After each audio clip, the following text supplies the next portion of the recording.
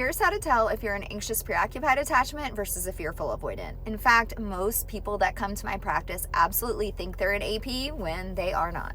And knowing the difference can be really valuable in your healing. I'm Dr. Sarah Hensley. I'm a specialized social psychologist, and I've been studying the science of attachment and attraction inside romantic relationships for nearly 20 years. And this is another edition of Carline Relationship Advice. First and foremost, the childhood of the anxious preoccupied is going to look very different from the childhood of the fearful avoidant.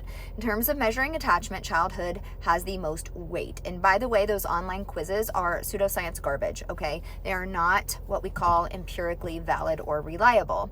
And so, first things first, childhood experiences give the most weight, as I mentioned.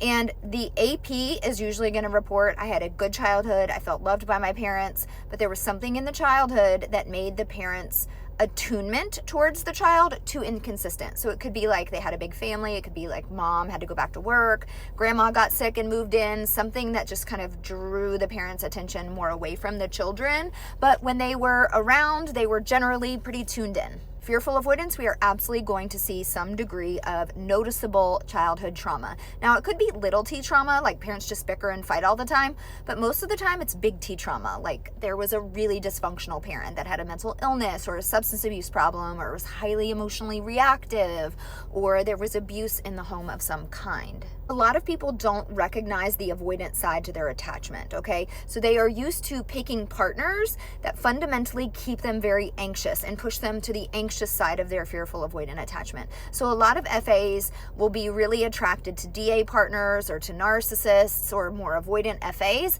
that will keep them in their anxiety response, because fearful avoidants tend to react in opposition to their partner.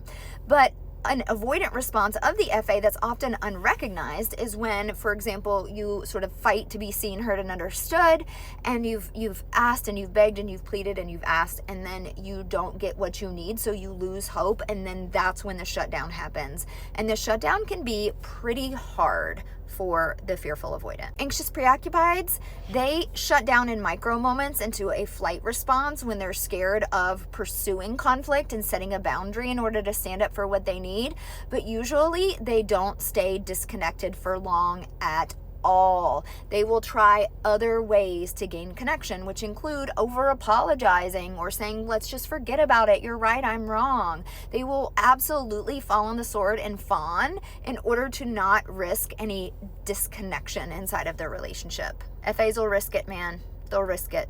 They'll risk it.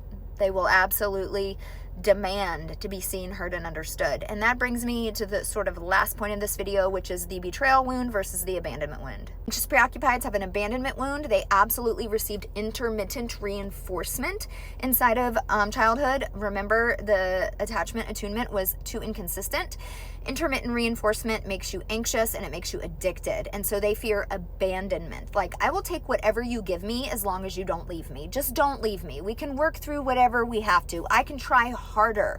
They definitely feel not good enough and they fear abandonment. So it's like, I can try harder. I can twist myself into the right pretzel and then you won't leave me and it'll be okay. Fearful avoidants really struggle with betrayal. And betrayal is this idea that, like, okay, I'm going to really open up to you, even though it's hard for me to trust. It's hard for me to want you to see me as this authentic person, but I'm going to reveal that to you. And then you're going to pull the rug out from underneath of me and you're going to show me that you're not who I thought you were. And you are going to keep me in pain. And then I'm stuck. I'm stuck because I still have these really deep feelings for you, but also I'm so angry with you and I can't trust you and I'm betrayed. And then I don't know what to do. I'm stuck. So I wonder how many of you are out there on your healing journey thinking this whole time you were anxious preoccupied, but now you know you're really fearful avoidant. For more information about attachment, see me at my website, thelovedoc.com.